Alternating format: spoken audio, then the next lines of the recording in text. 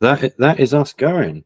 So, first of all, I want to welcome the fantastic Rob Conley for to the channel. First ever interview. So, and I can't believe I've got the author of Blackmarsh, which is amazing. So, thank you. First of all, thank you for coming. You're welcome. Right. The reason I asked you was, we were a tiny channel and we did this, I did this video on Blackmarsh, and I was just gushing over it because it's my favorite ever setting. And I couldn't get over the response of people going, "Oh my God, where has this been my whole life?" And it was kind of like the response I had when I first read it, and I couldn't. Yeah. What do you think that's about? So, I mean, I feel I was lucky. You know, one of the things I did with Blackmarsh when I wrote it because at the time, so I got started in the industry by you know, one day out of the blue in around 2001, I saw this guy named Bob Bledsaw, and who I knew from owning Judges Guild product from back in the day in the 80s. And I saw him on the internet, an email, and I wrote him and said, "Are you the Bob Bledsaw of Judges Guild?" And he said, "Yeah, I am." And, you know, I kind of went all fanish on him and, you know, explained how, I know that feeling. and explained how I use his stuff, and I've been running it for years and stuff like that. And he really appreciated the thanks. And he remembered me about 2 years later when Necromancer Games, who was known for their new edition rules, old school feel line of products for D&D 3.0 and 3.5, they signed a license agreement with them, and we're starting to bring out some of the old Judges Guild stuff. And I got to work on the Wilderlands box set. And but the problem with the box set was it was $70, and that's a pretty big ask. And so, you know, a lot of us, and the nice thing about the box set project was they contacted a whole bunch of Judges Guild referees who were posting stuff on the internet at the time. People like Gabber Lux, James Mishler, Red Geilman, all of us who were posting on the internet and saying how much we loved the Wilderland and this is what we did. So when the box set project was done and they had released it, we were all, of course, on the forum saying how great it is, but then there was that $7 ask. And so I did a few other things with Goodman Games, and then I went to Joseph Goodman and I said, I got this idea for a project. You know how the Wilderlands box set is $70. What happened if I know I could write something smaller?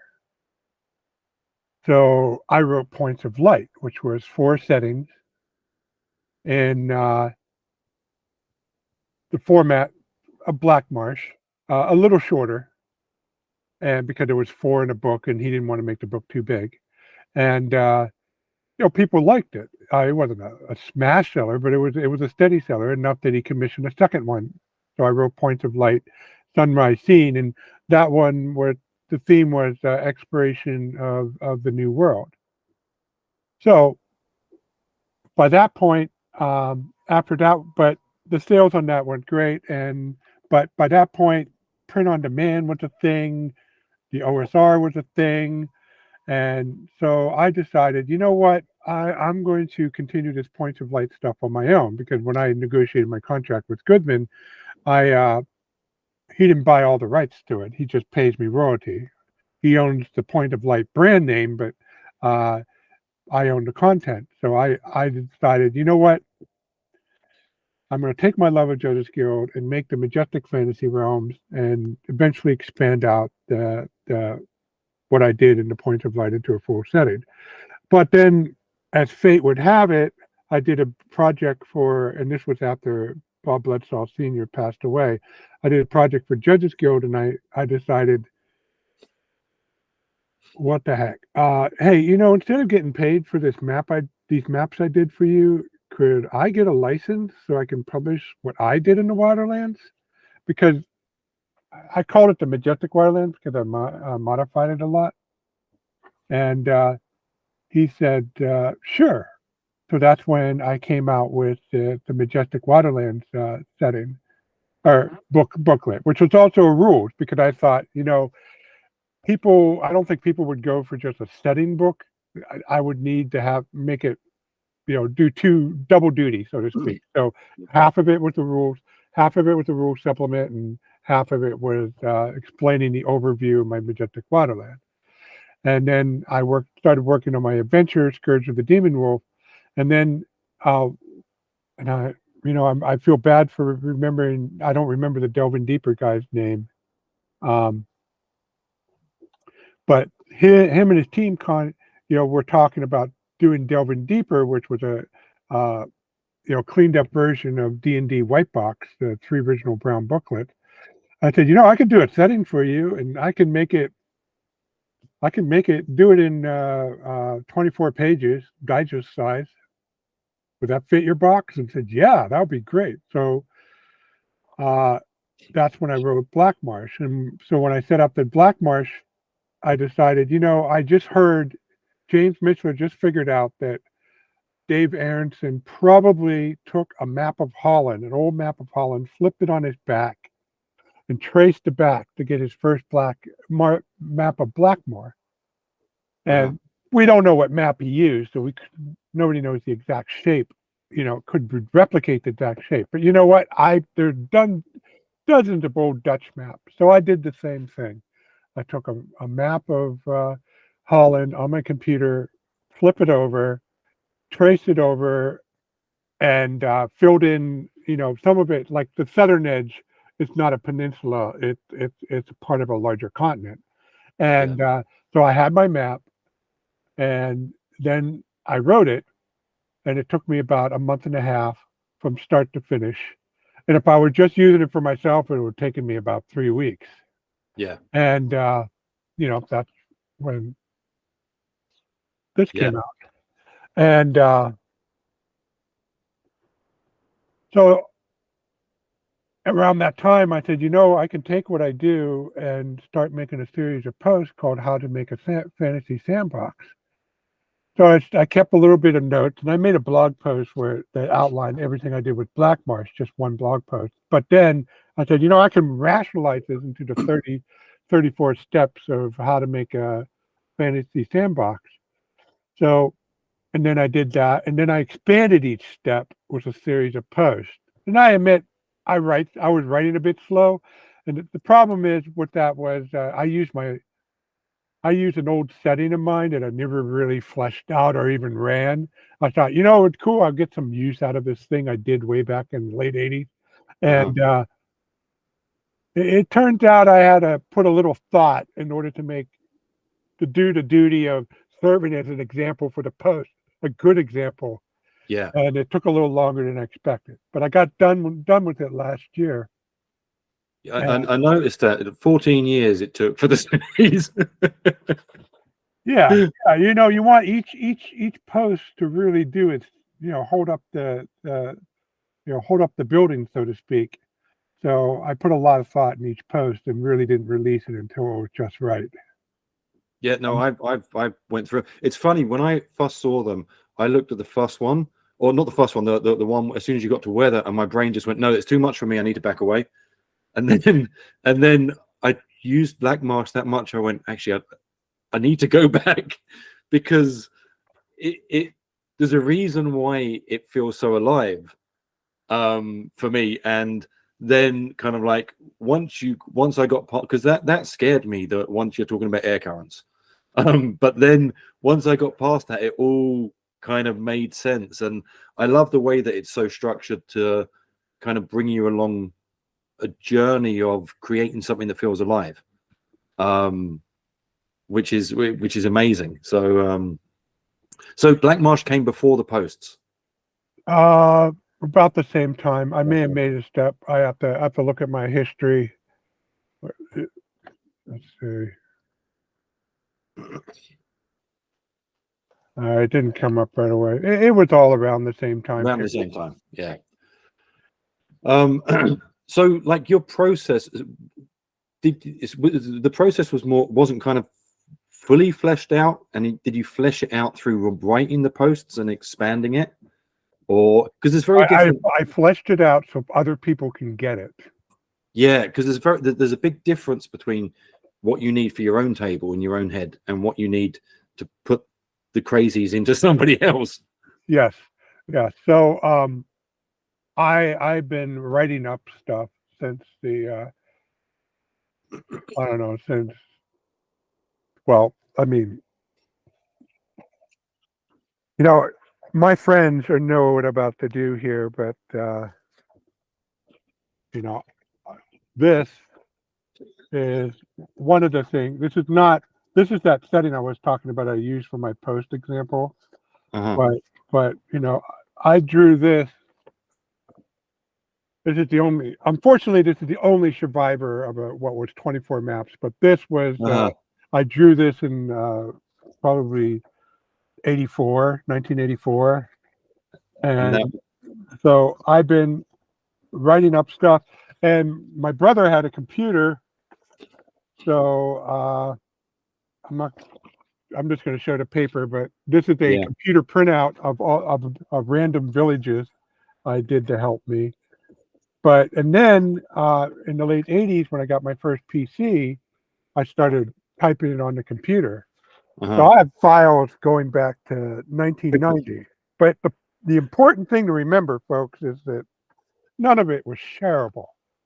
I mean, I wrote a few things as handout for my players to explain things like, you know, how dragons are in my setting with one page. They quickly disabused me of the notion of the info dump. I don't know if we called it that. I don't think that term was coined by them, but they weren't going to read all my scribbles, so I had to start condensing it when I made those handouts. And but I like writing this stuff. I love doing it ever since I read The Return of the King, and I love the Return of the King appendices that Tolkien wrote up with all the history and background of Middle Earth. And I kind of, you know, for me, when I was in junior high in the late 70s, D&D was a way of me doing that, but it just wouldn't have been for my own benefit. I could actually use it in a campaign. Yeah. Although it did take a bit of a while before I learned exactly how to use it, because most players aren't interested in Henry the Sixth versus Henry the Seventh versus Henry the Eighth. You know, it's the curse of the dungeon master in a way, that you create these things and you know that they're only going to scratch on the slightest bit of the surface, and that'll be enough, and then come to completely different conclusions, which you got to run with. So, but you asked me earlier, you know, what was, you know, I explained a bit about my background and how Blackmarsh came to be, but as far as the content of Blackmarsh, the part that you said it feels alive, the key is to focus on people.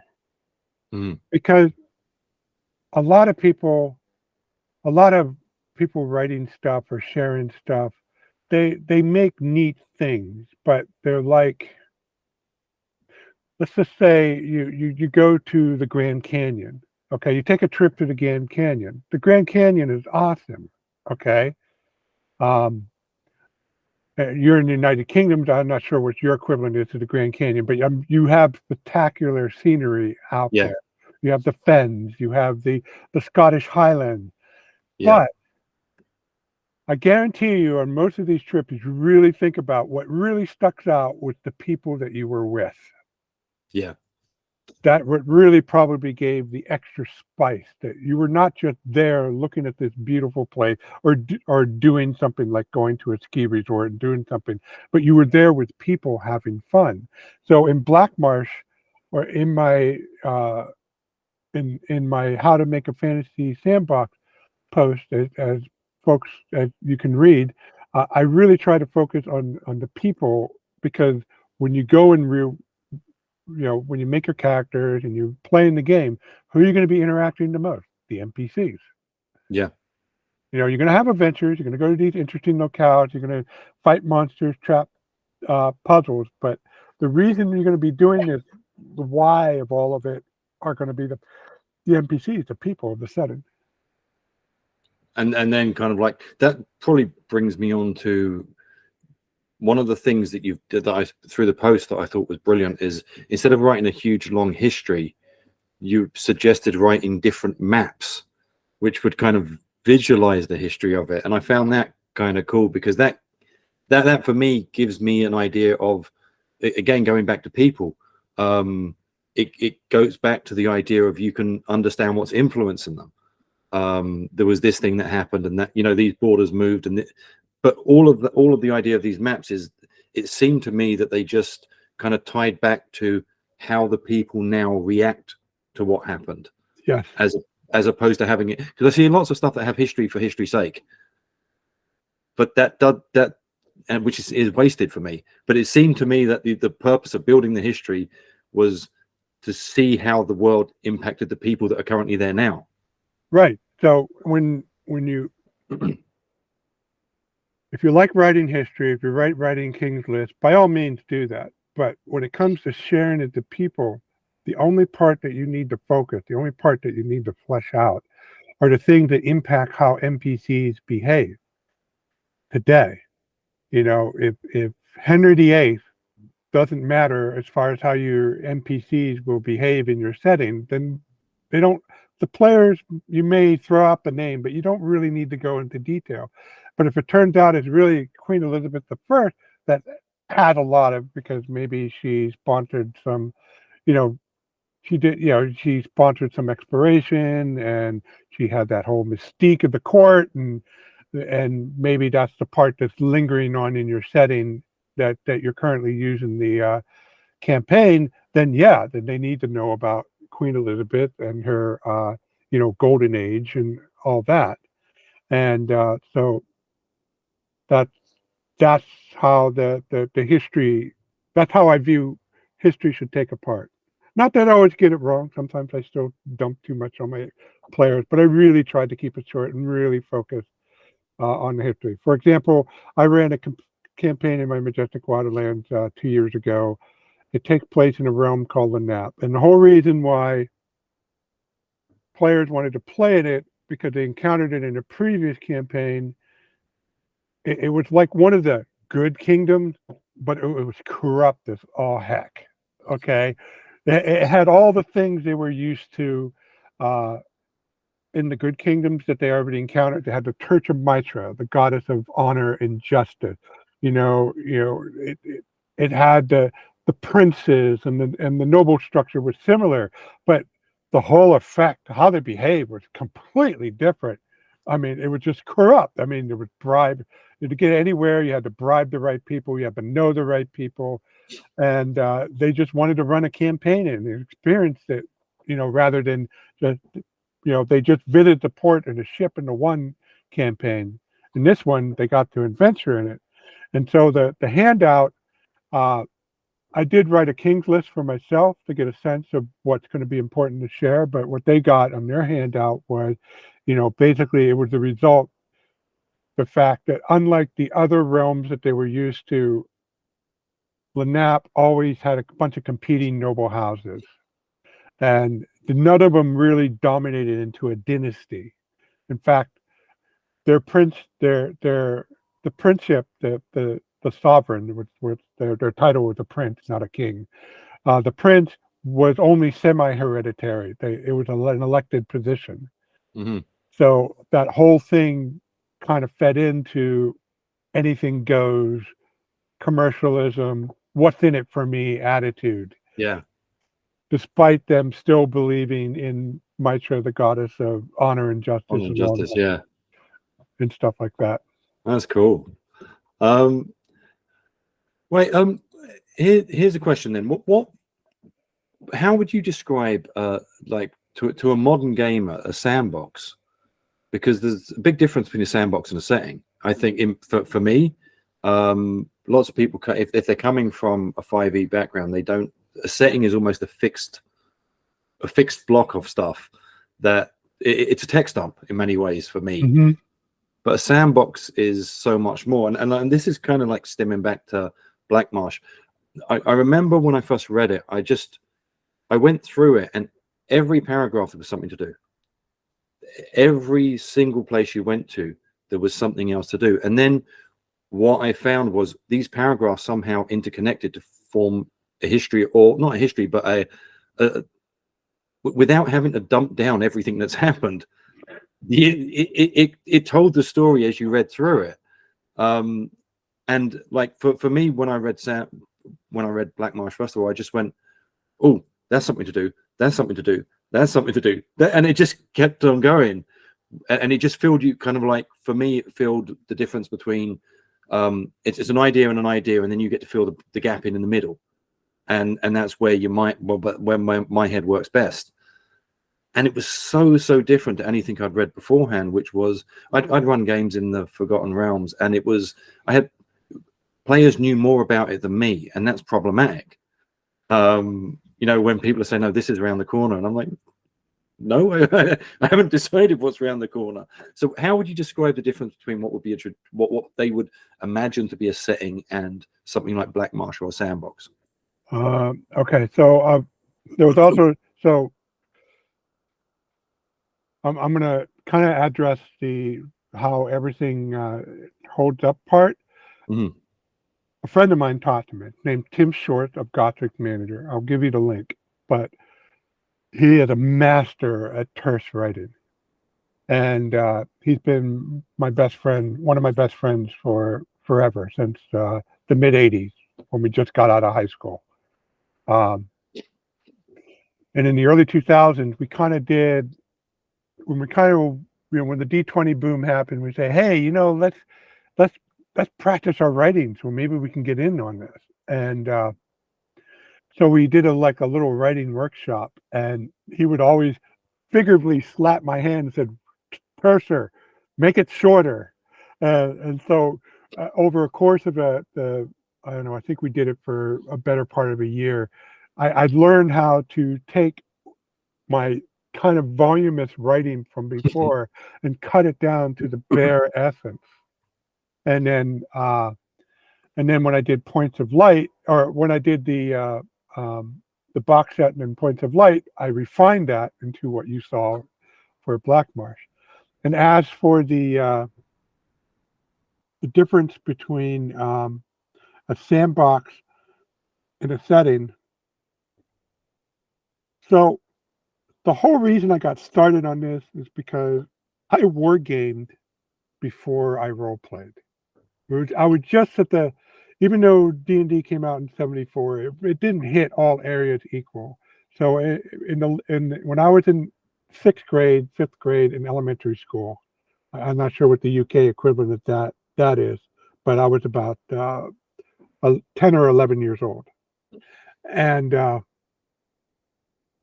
I discovered war games, Avalon Hill, SPI, with Hex Encounters. And they were great, because we didn't have, we had a little bit of computer games like Pong, but there were nothing to sneeze at, but, they were great. You could fight out Gettysburg and the Tedium. I went to those places when I was a Boy Scout, and we went on field trips to those places. It was neat to actually see how you would do in those. But the thing is, once you played out all the scenarios in the back, it's like, now what? So that was part of the appeal of D&D. When that hit, it's like it was totally free form. But the thing I took from my wargaming was, I said, you know what? We don't have to do things quite by the rules. We could set up something and just see how everybody does. Oh, you want to take over a kingdom or found a kingdom? Sure, just let me draw up this setting, and okay, there's a city-state here, a noble house here, so forth and so forth. Okay, your first level, you don't know anybody, let's start out. And when that's your goal, like somewhere within the next year, when they get high enough level, they're going to get their shot at the brass ring to become king or become a powerful merchant. You know, you have to be flexible because you don't know how you're going to achieve that goal. Yeah. So, I mean, I ran I ran a lot of pre-published modules, but behind that, there was always, hey, Rob, we need to really meet somebody, who can give us troops, what, and I heard about this city state where there are a lot of mercenaries. Can we go there? And we need money. So where can we find a lot? I look for rumors for where we can find a lot of gold as opposed to magic treasure. And from there, so the sandbox is about setting up a situation. All right. And but set it up in a way that is terse, that you don't explain anything more than what you needed. And it's going to take a little bit of time to get the right balance because you can sometimes give too little information and the players are feeling like they're left guessing. That's often that's what I've seen a lot of novice sandbox referee get run into trouble. They don't give enough information. But so somewhere between too much and too little, there's the right balance. And so the players go in there, they can say, oh, okay, so this is the situation. And then you don't really have an idea of where they're going to go. They pick. And then when they pick it, you look at your notes and either you have something prepared or you wing it. Okay. But the good news is if you have to wing it, usually you can wing it for a session and then you have your week to prepare. Yeah. And so the players are the one directing the campaign, opposed to something. I mean, I'm looking at my shelf. I have a bunch of 5e adventure, but opposed to something like Ghost of Saltmarsh, excellent adventure. I really like it a lot, but it has certain beats that need to be hit. And when I used a 5e, when I use a 5e venture, or when I use something like this, I look at the NPCs involved, what the NPCs' goals are, the locales that are detailed, and I jettison everything else. Yeah. Okay. And so I put them all in an area and I have the NPCs start doing what they do. The players run into it. And then, eventually they'll find out something that the NPCs have affected. And if that piques their interest, then they follow up with that. And then that leads to one thing to another. And eventually they get to the dungeon or the temple, because this module has a temple and a dungeon that you can explore. But there's no set order. Yeah. Like you can figure out, maybe by interacting with this NPC, they're going to this place in the swamps. Or maybe we ought to check out that place. Then you go to the place in the swamp, and that's where you discover, they took over the temple in the village. Yeah. And now we got to deal with the village. Instead of what the module says. Yeah. They discovered the doings in the village and then go take out the temple. I was running an open table game a little while ago, and basically every session will be, where do you want to go? And it started at the start of one session. One of the girls went, there's a swamp down there. I want to go and see the swamp. And I went, I've got nothing for the swamp, but sure. And on the way there, I thought, against the cult of the reptile god. So I looked up the PDF on my, and then just jumped. And that was the idea of complete freedom, that they just went, we're going down there. And it ended up being a little side campaign that they ran for months, which they were lunatics and destroyed the whole place. But yeah, it was that idea of, you're almost giving yourself a second to breathe, to figure out, you just need to get from here to the end of the session, and then you can regroup and put your, so that was generally what I would ask. It was harder with an open table because it was different people every week. But when you've got a group, you can say, what do you want to do next week? And it gives you a week to kind of work around it.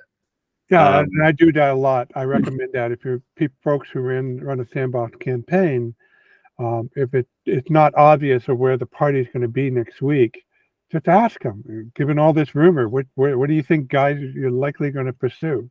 You're not pointing them in a particular direction. They're telling you, and then you prepare accordingly.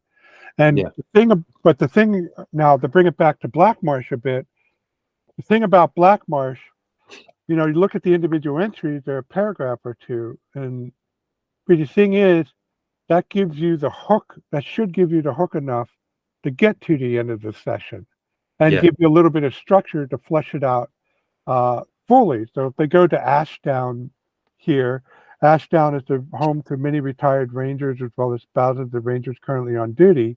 And then, I give Nero Dane, flesh out Nero Dane, the leader, and some other points there.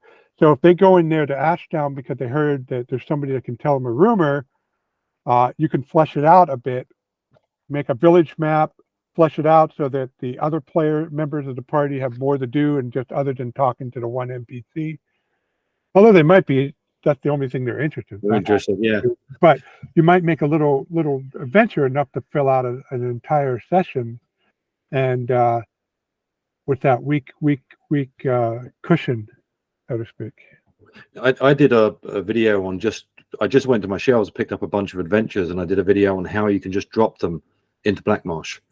And that was the one of the great things is you could just go, okay, there's a dragon here, you can tweak this and drop this in here. There's a swamp here, against the cult of the reptile god could be dropped in there. You've got because it's not there's not an overabundance of text. There's enough that you can just tweak a couple of little things and drop a module that you might have on hand in, which was always super handy. So yeah, it's right. So here's the question then: what made you decide to turn the blog posts into a book? Actually, my website statistic, it was obviously people were not getting much. You have people read the first post. Bunch of them, maybe 2/3 of them read the first post with the 34 steps. Yeah. That has like a crazy amount of views over the 14 years. It had like 150,000 views. But then it drops to 100,000 for the second post. Then it keeps dropping. Kudos to anybody who read all 24 posts. But sorry, it's in the low thousands. The number of people reached that far, and that's over 14 years. So, given what I know about, I wrote the Majestic Wilderlands, and it was so handy when I ran a game store campaign or a campaign for a bunch of friends who didn't really, I never really DM for, and I just hand them the book, and it was all there, nice and concise, my overview. And so I figured if I turn it, how to make a fantasy sandbox into a book, it would be that more accessible. Yeah, I absorb things much better when I've got the paper in my hand and I'm away from the computer that I spend my days on. So I'm like really looking forward to getting my hands on it. So what would you say then is the benefit of somebody building their own sandbox as opposed to just buying one that's out there? Or okay, so in order to run a traditional setting that's run like a travel log,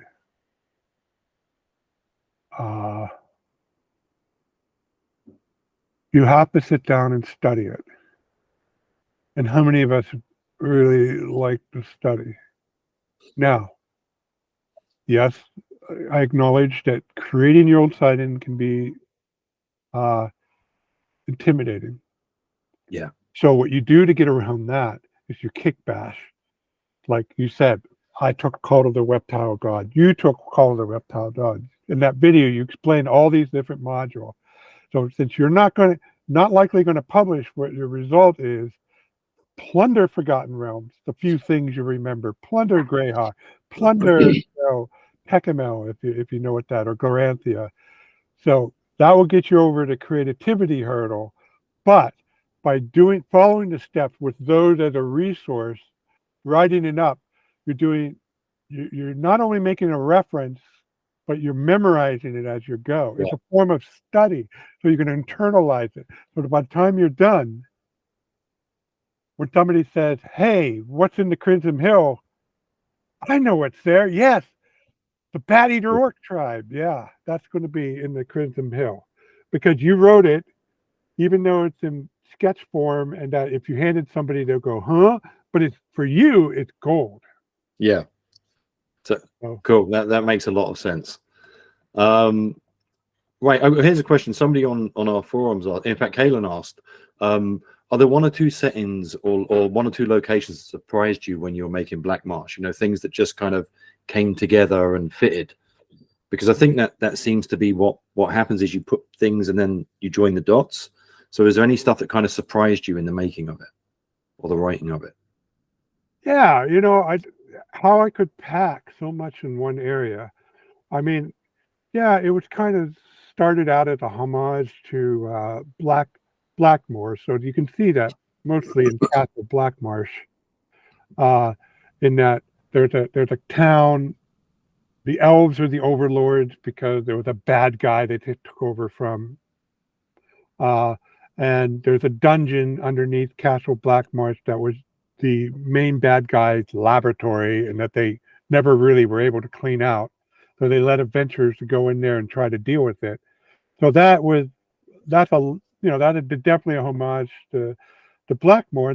But then I expanded it out because I didn't want to duplicate Blackmoor, so I came up with the idea of the mountain that fell. Okay, so it came down, exploded, carved out the smoking bay, and scattered viz all over the place, and that caused all kinds of strangeness to happen. And the elves are the big people trying to clean up the area, but time marches on. So who else came here? So you know, refugee Vikings. That sounds like a good idea. That I used the Grand Kingdom from my points of light. Uh, I always like migration, some of the migration era after the fall of the Roman Empire stuff. So I came up with the Langobards. Yeah. The long, kind of a mashing up of a couple of tribal names. No, Ostrobards. The Ostrobards. Yeah. Sorry, I in my one of my points of light, I did the same thing. So I'm conflating the some of those tribal names. The Ostrobards. So conflating the Lombards with the Ostrogoths. So, but I made them definitely a Dark Age kingdom. So I'll put that on the North Shore, and then in points of light, I made Southland, and I kind of that was my homage to the use of the wilderness survival map, and so it was meant to be put that was south of Dave Aronson's Blackmoor, so I called mine Southland. Mm-hmm. So along the northern border, there were some stuff like a Dwarven Kingdom. So I put an outpost on the southern edge of my map. I put an outpost Dwarven Kingdom. So now that it had these poles, the elves, the Ostrobards, the Viking, Castle Blackmarsh, and then I started filling the gaps and just went with ideas. Then, one of the things I put in there was Dark Elves. Normally I don't have Dark Elves. I don't use Dark Elves. Yeah. And these are not drow. They're not, dark, black-skinned, always live on ground. But they are evil. Yeah. They're elves who have a radical goal and a radical outlook on life. And hence they're dark elves. Yeah. No, I like the idea of elves being the bad guy every now and then. So that really appealed to me. Cool. So here's the thing as well, because I'm looking at the idea of doing something for myself. I'm waiting until I get the book and I'm going to follow all the steps. So, but where it seems that you start big, so you have like a map of an continent, and then you zoom into different areas on it, which makes a lot of sense. How, like you were saying, the original way you did it was to flip a part of Holland. Is that literally it? It doesn't really matter so much what the map's like. You just need a starting point, and then you can zoom in. Right. So in my post, I was trying to be complete. So I started working down through the list. However, there's nothing to stop folks from picking up from different steps. Okay. So there's a section where I talk about designing the town of Mikvah. And so if you just want to do the town and the dungeon and a small wilderness around it, you can kind of start there, Yeah. make the town, then maybe go back up a few steps, make a small, like 10-mile by 5-mile wilderness around the town. Then you put your centerpiece dungeon or wilderness area and flesh that out with the rest of the suggestion. Or you could start at step 4 and just start out with 200-mile by 100-mile region. Take a map of Holland, flip it on the back, draw it out. Or here's a pro tip. Or you could take zoom in on, say, the west coast of Scotland, rotate it 90 degrees, sketch it out, and make that your setting. But a totally different scale, mind you. Not what. Yeah. So that is the thing, is it doesn't matter the size of the map. You're just increasing the scale dramatically, and then you've got a completely different starting point. Yeah, I did that in Points of Light 2. One of the maps was basically a coastline that went east to west, and I zoomed in an area of Mexico's coastline, found an area that looked interesting, and that's what the center of that. The left and right far edges are different, but the center of that is pretty much taken from there, because real world geography has its own truth, so to speak. Yeah. Even though if it may look improbable, well, it's there in the real world, so. Yeah, so you don't have to worry about the science. You just know that it happened. And yeah, that's cool. What do you use for drawing your maps and stuff like that? So a lot of practice with a program called CorelDRAW. Yeah, I saw that on the. And but Inkscape, which is you can download for free. If you're starting from scratch on the learning curve, Inkscape is good. It can do 90% of what I do on CorelDRAW. Now, those are both what I call vector illustration programs, that you're not painting. A lot of people I know like painting programs, but the nice thing about vector programs is you have infinite zoom in and zoom out. And so I really prize that. So I can take a section, crop out a section of a regional map, and take just that cropped out section and change the line weights, and now that becomes the basis for a smaller scale local map. So that's what I like about vector. With paint programs, if you blow that up, it will become pixelated and stuff. Pixelated, yeah. And I never thought of using Inkscape, so that's cool. That's on my computer, so that's what I'll be moving. Regardless of what you use, paint or Inkscape, find one that supports layers. Layers are your friend. Okay. So you layer the heck out of your drawing. Water, ground, vegetation, terrain, roads. You want to have a nice layer hierarchy. So that way, if you need your roads are screwed up, you just lock out all the layers, erase your road layer, and then redraw your roads. Whether it's vector or paint, you just only erase the roads. So what do you do then with all the symbols and such? Because your symbols seem really consistent on there, and your forests look really unique and such like that. So is that stuff that you just draw in, or is it stuff that you? Well, so the symbols are inspired by the countless maps that came before, but I just decided on the standard, like a solid circle for a castle, a open circle for a keep, a square for a city. So I just picked something I like and decided on that. Okay. As far as the forests and stuff, well, yeah, I got something. show and screen. So back in the day, this is especially true for the color stuff. It's just basically texture. I use a cloud texture, so what's for it? I have a dark green for a part of the cloud and a light green, and it just kind of merges in nice fluffy texture. But for the black and white, so back in the day when the wargamers made their maps at SPI or Avalon Hill, they had their board, they had a sheet of paper, acetate that was transparent, but had a hex grid on it. But what they would do is they would take dry transfer, cut out the shape they want, and paste it on their board. And once they had everything pasted up, they would take a photograph, and that's what they send to the printer. Well, it turns out if you look really, really hard,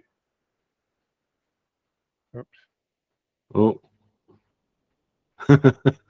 Screw it. There we go. Okay. Yeah. Jungle. Uh-huh. And this is the same one that they used for most of the war game map. This was made by a company called Chart Pack. Yeah. So, and then, so I found these, here I have Scrubland. Uh-huh. And so I scanned these in, made them into a transparent PNG,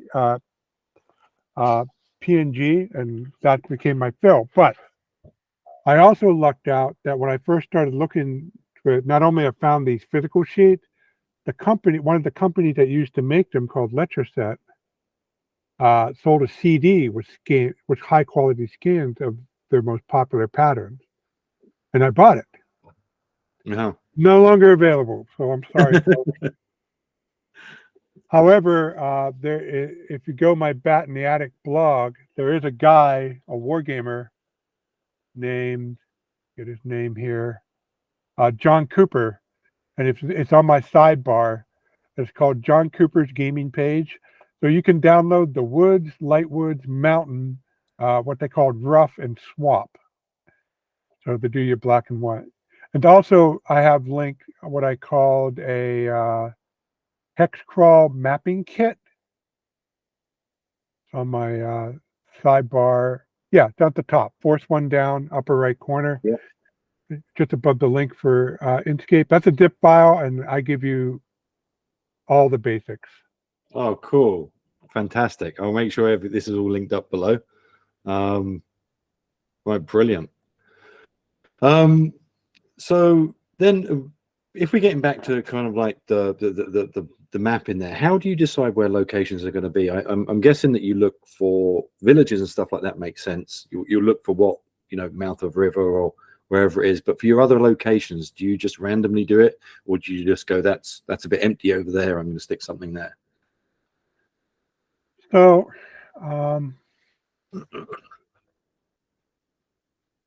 well, it's like I said for Blackmarsh, I pick out a few locations where I know that really calls out to me, and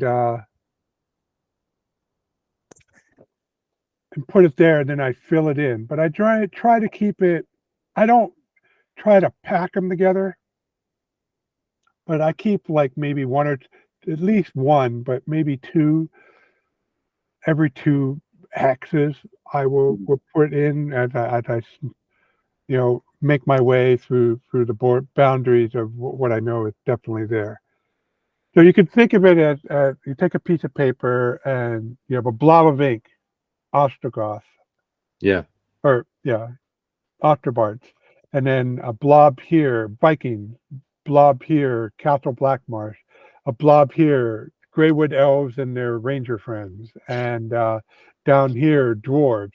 And then you see these ink stains, there's a lot of white space, and then you just dot, dot, dot, dot. And I mean, I have seen hex hex crawl formatted maps where everything detailed, but if you notice those maps that have every hex detailed, they're small. Yeah. Okay, they're maybe only this big instead of being this big. And the thing to keep in mind is you pretty much want to stick to a letter-sized piece of paper at first, because the amount of work quadruples if you double the size of the map. Okay. So, and that's the reason why my Majestic Fantasy Realms taken a little while to write, because I expanded what was two letter-sized map and a poster map into 4 12 by 18 maps. Okay, so it Any regrets? no, you know what? No, it's needed. I needed to do this. I have people who say, Rob, we want more, and they ask me a lot about what's beyond the boundary, and this will go a long way to satisfying that. And truth be told, you know, it's kind of a pain. You go one place to get Blackmarsh, and you go another place to get Southland, and my Wild North is really written for Judges Guild Wilderlands, so I adapted the whole southern edge of that. Instead of fitting the Wilderlands, it now fits the north edge of Blackmarsh. Uh-huh. And although 2/3 of it the same as what it was in Fight on 3, but you still had to go to Fight on 3 to find that out. So this way, it's all nice and consolidated, and When it's do you big. think? When would you like that to be ready for? Early next year. I would like to start doing the Kickstarter around January. So after I get this one, I'll be writing after I get the layout done and stuff, and I'm more into the logistic phase of fulfilling my current Kickstarter. I'll be focusing on the writing of how to make a the Majestic Fantasy Realm. Like, I'm almost done with it now. I'm in the middle of the 4th map, so I just need to finish it out. The only issue with the 4th map, that's pretty much all new content. So I'm not just adapting things. I'm coming up with new stuff. But the good news is that new stuff is mostly my wheelhouse, which is writing stuff that fits in a feudal realm, which I was always my big interest, and I have it pretty much nailed to a T. I'm a big fan of Harn, so I've been taught by masters of the medieval craft. So Standing on their shoulders. yeah. And for those of you who don't know or aware, go to ColumbiaGames.com and look at their new Harnworld book. It is truly a masterpiece. Well, fantastic.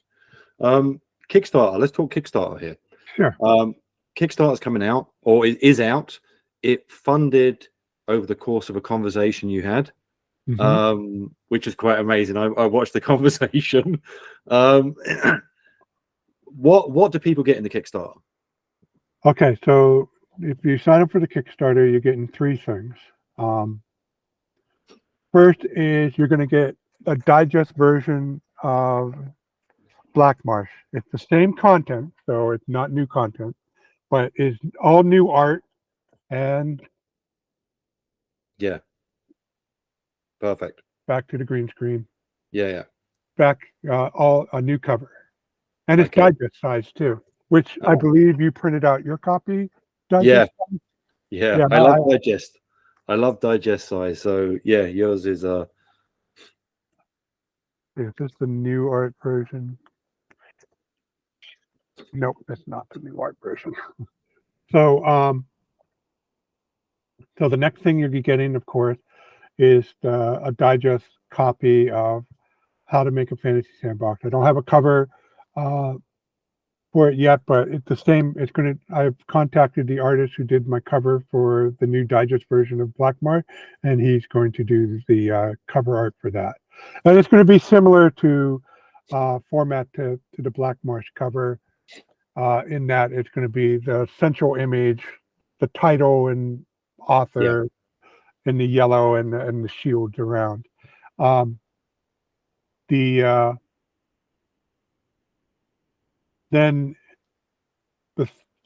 there's going to be a third book, which is going to be like Blackmarsh, but it will take the example setting I have, the island of Pied, and make it a setting, because some people who I shared with some of my stuff with really like the setting and really want to run it for themselves. So rather than forcing you to go to a book, which is really more on a tutorial on how to make a setting, I give you the entire setting as a slim book, and go ahead and run it. That's really cool, because you've got in one hand, this is how you make something, and this is something I made by doing the thing that I've got there, which is like, you're not just telling, you're showing by doing, which is really, really cool. So yeah, it always works out better. Any kind of thing that involves RPG theory or practice always benefits to showing how it actually works. Yeah, like I've backed already. I can't wait. So yeah, and what's changed? Is anything changed from the posts to the book, or is it just by putting them into one thing, you just made them a little bit flow better? Or it's been re-edited. It's hard to explain. You guys will see it. I'm about 2/3 of the way of the layout that I can share. And so that'll be coming out early next week. And in fact, I'll be working on it after I get off. And but it had been re-edited, and you can kind of see this with the table of contents I posted. Yeah. And let me see here. If I go Kickstarter, I should be able to share the table of contents. And one thing that's different is any part where I said, look, in my previous post, all that stuff, that's gone. It's not written as an integrated whole, rather than a series of 24 posts spaced over 14 years. And also, I had to look at some of the pulp culture references I did, and I tightened those up. So, but still, I still kept a lot of them. So I hope folks remember the 10,000 BC movie and several other early 2010s stuff. So that's the table of contents there that I've just shared. And literally it just goes through the post, breaks down everything in detail, and also has all the examples. Honestly, I can't wait to get my hands on this. So yeah, how I made Blackmarsh as well. So, and you've got traveling rules and stuff like that as well. Yeah, remember way back earlier in the interview, I said I wanted the Majestic Wilderlands to do double duty as a rule supplement. Yeah. You know, I was thinking, okay, so after I subjected you guys to all that, what can I put in here that would make it more useful in the long run? So mapping with hexes is one of my very earliest posts, and what that tells you is a lot. You know, when you have a hex grid, there's ways you can overlap them that people don't often consider. You don't generally, you want to overlap your maps by a little bit, not just butt them up that way, because it's hard to see how you go from here to here. Yeah. When you've almost got two distinct different settings as opposed to a setting that is one. So I explained the different ways you can align a hex grid to each other. If you're using a square grid, just overlap them by 1/4 inch and you'll be good. And then how I made Blackmarsh, it's something I documented, so I cleaned up that post and shared the timeline. Look, dude, this took it from not only from idea to something I could use in my table to this is how long I took it to do it to I was able to publish it. So it gives people, hopefully that gives people a little bit of hope that this is something they can do in their spare time, make their own setting. And as far as the traveling rules go, I really like Adventures in Middle Earth, which is a 5e version of the One Ring RPG and Lord of the Rings role playing.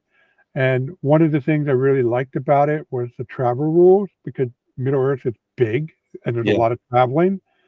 And what they decide to do, instead of having you roll periodic encounters, they look at the length of the journey and say, okay, what is the average number of encounters that you would, what's the high and low number of encounters that you would have on average on a journey of this length? And they just have you roll that. So you don't make 50 rolls to come up with, say, 6 encounters. No, you just roll, 1d4 plus 2 if you're journeying across the kingdom. And that's the number of encounters. And then you roll up the specific encounters, and then you sprinkle them along the route where it makes sense. Now, this may seem arbitrary and not fair, because, if you completely randomly roll encounters, but here's the thing about what they don't tell you about encounter tables, that they're generalized. Very rarely they really fit the specifics of that location. That, yes, you have a forest encounter table, but is it really representative of that forest? Yeah. Or that swamp or that mountain range? So when you've got the idea of what's going to happen, you get to personalize it for what should be there. Right. So you have a encounter, say, is the party gets lost in the mountains. Well, why did they get lost? Well, there's a number of reasons. It could be a natural cause, rockfall, it obscures the path, or it could be a giant. Even though it's like the party gets lost, it could be a result of a monster NPC doing something bad to the party. Yeah. But you have that flexibility of looking at the specifics of that location and coming up with a counter that really fits that region. But you're not being totally arbitrary about it either. Yeah, yeah. You're being guided by the dice, not ruled by them. Right. Perfect. Yeah, so let me just share the Kickstarter here. Stop presenting so people know where it is. Share how to make a fantasy. Okay, so this should so this is the Kickstarter. I backed it already. Anybody who's seen this, who's got to hear, back it. It's next to nothing for something that's so valuable. So yeah, I'm gushing. I'm so glad that you took the time to come on here. I'll put links down below so people can actually back the Kickstarter. They know where to find it. Where else to find you is on your blog, I take it? Is that the best place? batintheattic.blogspot.com. I love it that occasionally on Reddit in places people put summon Robert Conley and you appear, which is it might take me a day or two, but yeah, I will do periodic searches on Blackmarsh, Majestic Wilderlands, Fantasy Sandbox, and because you know what, I like answering questions. Yeah. When you make something and people are using it, it's the reason why it's worth making stuff. No, don't get me wrong. I like the money, but half of it is the sharing. I really like it. And all I can say in my defense is I'm a slow writer, and the reason I'm a slow writer is not I'm looking to be perfect. I'm looking it to be useful, and that's a harder thing to do than people think. So I really work at something to make sure it's useful before I share it. Especially when I'm going to sell it, and so on. Perfect. Well, thank you so much for coming on, and I'd love at some point, when the next one comes along and you're ready with. One more thing. Go. On my blog, at the top, you'll see home, and which it has on my post, but make sure you guys click on Stuff in the Attic, okay?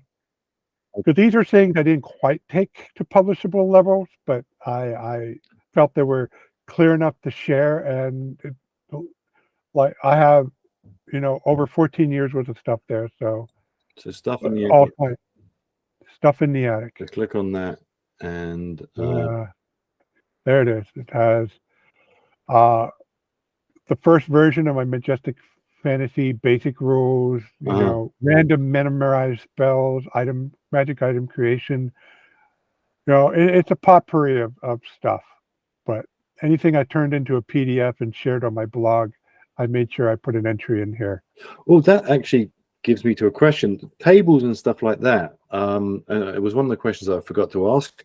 What do you use? Inspiration Pad Pro, do you use combination of AD&D tables and all the other ones from different places, or what do you tend to use to kind of spark your imagination?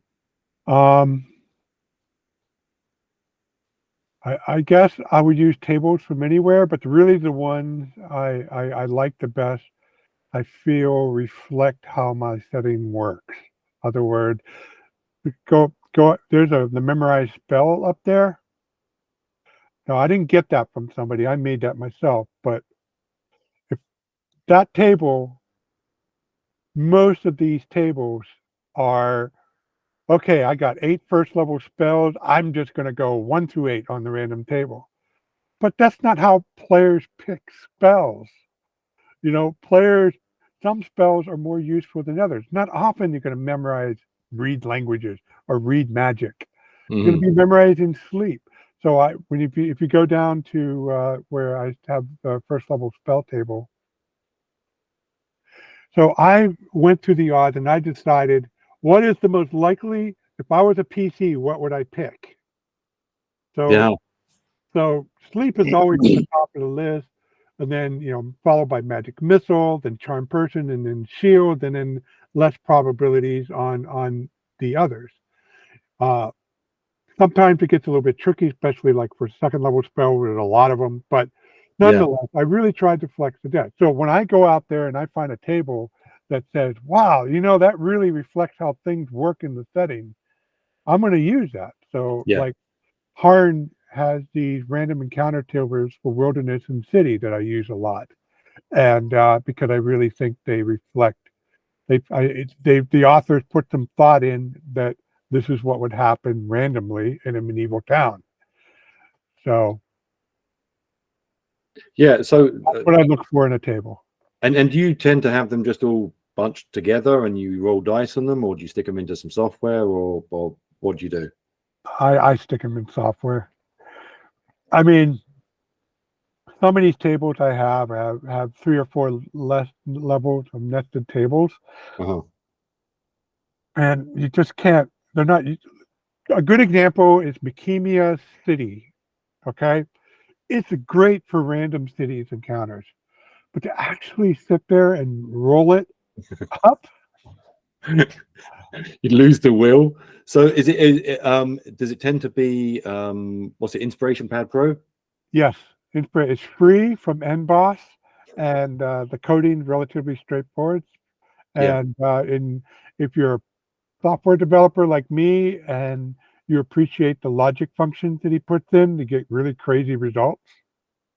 But for average people, you just edit the tables in Notepad, and it's a real easy syntax to say, okay, if I roll a 2, go to this subtable and make up the subtable. You can also stick it on your phone as well, which is kind of good. If you need a little trickier getting your own tables on the phone, but the phone app is good. Cool, perfect. Well, Robert, it's been amazing for me. So thank you so much for coming on and just having a conversation and sharing, because I'm gushing anyway. So so thank you for everything you've done for the community as a whole. Thank you for giving away Blackmarsh and actually being part of my journey, my deconversion. So I'm just a gamer like you. I just practice at writings to a point where I can share to people, but other than that, I'm not really any more special than most folks. I'm just a gamer who has an eye to say, this might be useful to somebody. How can I make it useful to them? Yeah, well, you've done good. So thank you very much, and I hope to speak to you at some point in the future. Nope, I'm around, still blogging slowly. 14 years is a while. Yeah. All right, well, thank you, and goodbye. Okay.